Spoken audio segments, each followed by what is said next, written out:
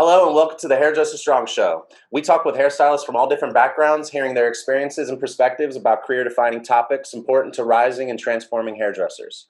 I'm your host, Robert Hughes, and this is my guest, Carla Pressley. Hey. Carla, will you please introduce yourself to our viewers? So my name is Carla Pressley, and I am a hairdresser for about 15 or 16 years now. I'm based in the Washington, D.C. area, and what I do is offer hair and makeup services on location.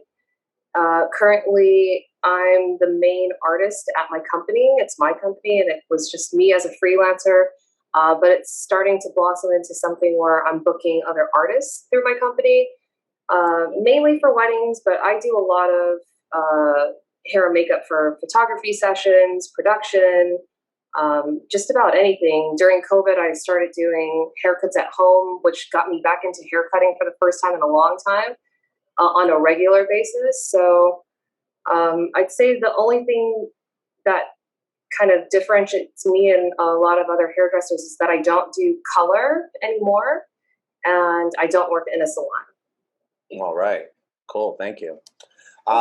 So today we're going to talk about resilient hairdressers surviving COVID. We'll just jump right in. Will you tell us about, you were telling me a little bit about what happened, but for the viewers, how has COVID impacted your life just as a human, as a person?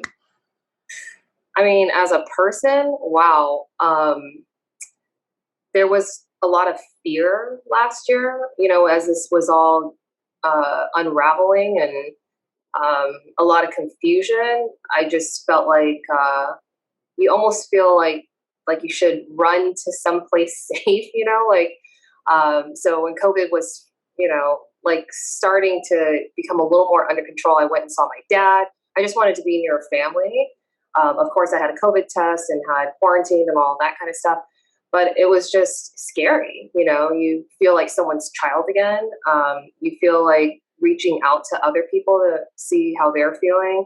So yeah, personally, I was very impacted, and it still impacts me. Sometimes I wonder if I'm relaxing and I'm leaving myself open to getting sick or getting COVID again, because I have had COVID, and that knocked out 2 weeks of work for me, and canceled Thanksgiving plans, which now in retrospect was probably a good idea that me and my family didn't get together for Thanksgiving. So it's been a lonely and long and stressful year, but I'm managing.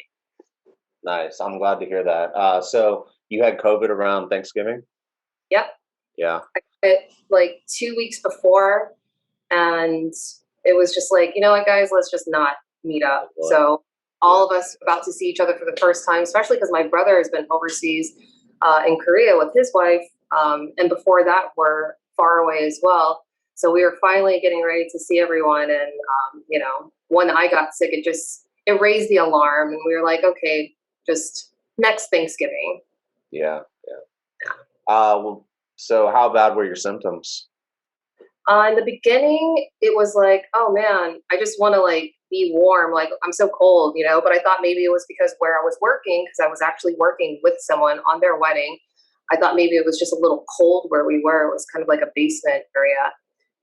But then I got home and I was just really achy. And by the time I was in bed, I was sweating and feeling really fatigued and kind of dizzy anytime I stood up, like I was extremely dehydrated. And that continued for 3 more days. And then, of course, I found out that I had COVID. I got the test and everything, got my test results back, and contacted people that I had previously been working with and told them to quickly go get a test. And everyone did, and no one tested positive. So 95 masks do work. I contained all my particles to myself and sanitized everything in between. And, all the safety precautions that I'm taking, I feel like are working. And it was kind of nice to know that. Not that I'm relaxing off of that at all, but it's just nice to see that it's actually working. And I came out okay. It was stressful because I didn't know how much worse I was going to get. People were going to the hospital 2 days after being sick. So for a while it was like, am I going to get that sick? So it was really scary. But mostly it was just lonely, being quarantined all by yourself, like literally not even going to a grocery store in case you're like touching things with your COVID. That was kind of lonely. Yeah. Yeah, I got COVID in August, and my I tested positive, my wife tested negative, and then the next Oh. day she got sick. She came down with flu-like symptoms, but Mm. like within 36 hours, the flu-like symptoms were gone, and it was like rolling symptoms, and they would come in waves. Like I'd feel fine, all of a sudden I'd get tired, all of a sudden I would Mm. get pressure, like squeeze in my head, or really irritable, like really Yeah. fast. It was Mm. but it was mostly, for the most part, it wasn't that big of a deal. I actually had to forward all the calls to my cell phone and run the front desk from quarantine because we had to shut the salon down. And Right. that was 10 days of no work, no income. It definitely hurt. Yeah. I know Yeah, all of it. Yeah. yeah. So COVID impacting you as a stylist, you sound like you touched on it a little bit. Did that impact your mobile business at all? Oh, totally. Yeah. We had all kinds of bookings. And, mid-November is when my work is going to start to come to a slowdown. The wedding season is kind of like ending. And typically without COVID, I'm then going into like event season where people are having big parties and galas. And so I'm getting people ready for that. But I knew that wasn't coming. So the end of November was really the time to like break it in for the rest of the year. So to get sick and have to cancel everything and have to pay other artists to do work that was hired for me, it was hard after a hard year. But again, I'm managing. I'm really grateful that one, I have help behind the scenes helping to reschedule everything, because if you don't have this kind of help, like how are you staying on top of everything? You just couldn't possibly, not with the amount of work that I'm doing.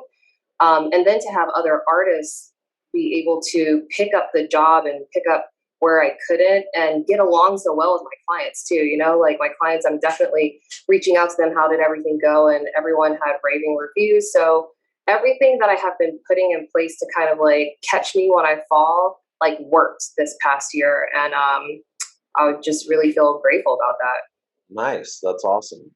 That's my next question is asking about resiliency. According to definition I looked up, the ability to like bounce back, basically. Where are you at now? Mental health, physical health, and financial health, in terms of Um, resiliency.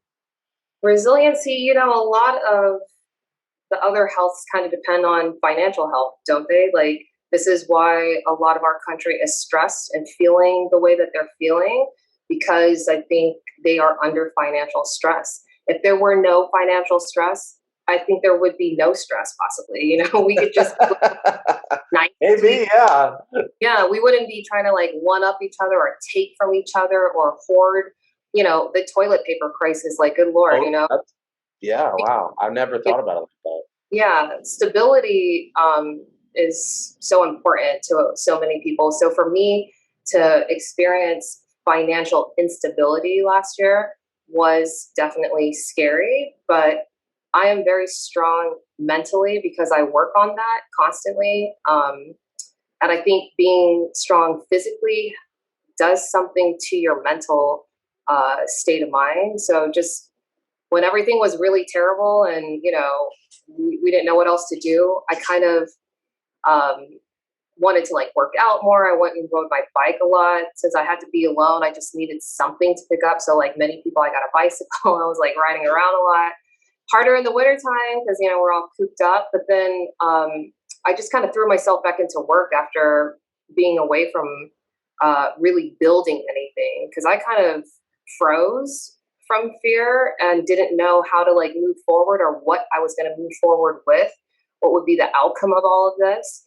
But then once it started looking like things were possibly going to be okay and like everything didn't crumble to the ground, I kind of dusted myself off and just started getting myself back into work. Like, all right, let's work on the website. Let's let's figure out this marketing. I cut my marketing off just to save from, expenses, but now I'm trying to do more of it myself. So, but yeah, so that's kind of where I am with all of that. I think so. You bring up a really, really good point. At first I kind of laughed at it. I didn't realize where you were going with it. But I definitely am in the same boat when it comes to thinking that, the whole concept of hairdresser strong is strength is not just being good at your craft. It's not just being good at like business and making money. It's about your mental health and your physical health. And I definitely agree that they're all related. Um, I do think that there are things that you can do to work on mental health and work on physical health in spite of having financial stress. Yeah. So, and you said you worked on it. So what do you do to work on it? Mental health. You said you work on that. For me, I am a creature of habit. Like I need certain things. I need to go for walks every week. Standing all day as a profession, I have varicose veins and poor circulation in my legs. Like it's just something that I have to do, and then I realize for me mentally, I have to do that as well. But even as a businesswoman, like there's so much that gets filtered through my mind on a long walk that when I get home, I'm like ready to put it down on paper. Or maybe I've been talking to my phone the whole time. But there's so much that comes out from just taking care of myself physically. And so going for walks and going for bike rides and just hitting that bike trail really hard and sweating and all of that just makes me feel like I've squeezed something out, like I'm doing a little bit Nice. better. Yeah. Nice. I like that. You have the physical exercise awards you time to disconnect as well if you choose to. And like having the ability to or connect in a different way, like maybe connect with loved ones. Right. Although some people do connect business during their workouts. Um, Yeah. so they're getting physical work. I don't know how much that's doing for their mental health, but it's all connected, I guess. So for Um, me, because I need that time, I had to get into my calendar. I had to be really real. Like, I'm not trying to work 5 days, Monday through Friday, and then have weddings all weekend. Like, I can't hustle 24 hours, 7 days a week. Like, I needed me time. So it was all about going into my calendar and literally blocking it off and being like, no, this is my time. nice. If I'm a morning person, then you can't have my morning. I have to meet up with you in the afternoon or we have to do things more towards the evening. And if it's not a good fit, then it's just not. But I have to live my life a certain way, so I've just made my schedule that way, and I I'm love trying that. those boundaries. I love that. I think that's a public service announcement right there. Make sure you schedule it in if you have to. I'm the same exact way. If it's not on the schedule, it doesn't happen. Quite Yeah, frankly, sometimes it's on the schedule, it might not happen. It just depends on how shit goes. But like that's life.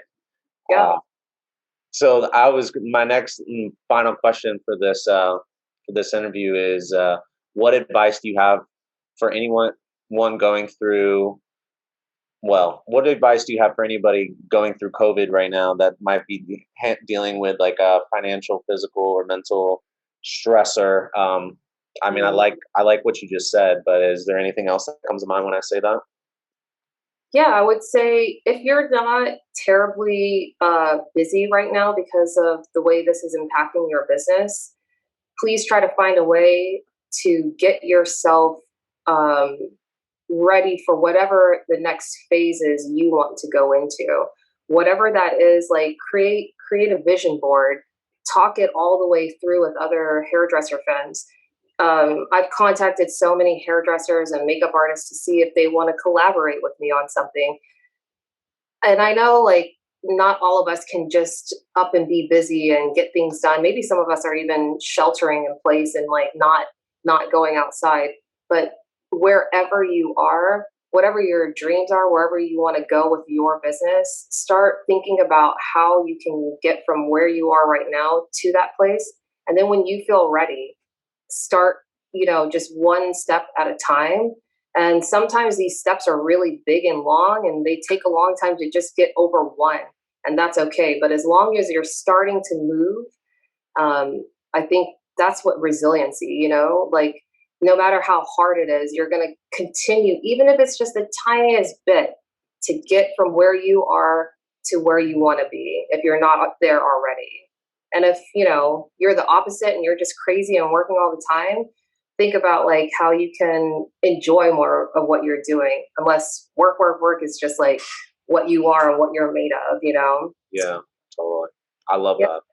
Thank you so Keep much. trying just the best that you can and give yourself a lot of breaks. Like everyone gets a break, right now, everybody gets a break. If I have a friend who has like a bad day and takes it out of me, whatever, you get like a pass, because that's just where we're at right now. And I think we just need to have a lot more like compassion for ourselves and what we're going through, and look out for yourself. But that's why I think if you have a long list of things to do, just take one thing off at a time. It'll make you feel so much better if you just get started. Nice. I love that. Take it one step at a time. I like the idea of a vision board and coming up with your dream. I love the idea. I love the penciling in time for yourself and compassion. Compassion. Yeah. Yeah. So compassion, one step at a time, one thing at a time. Write it down and pencil time in for yourself. That's what I've gotten. That Yeah. those the bullet points. Okay. Yes. That's a good. Love all that. And yeah.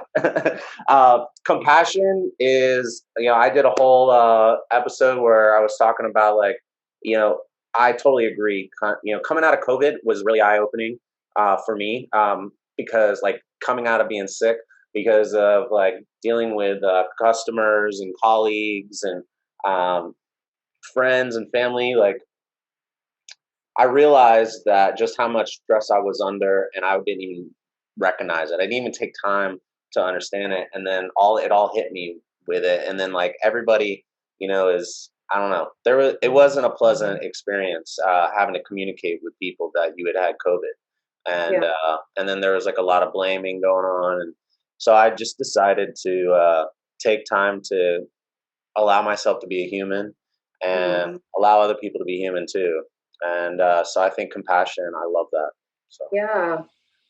Well, I got one last question. Do you have any any sort of like book or course or practice, something that you would recommend to our viewers? What I am doing right now is following people on Instagram that are inspiring to me.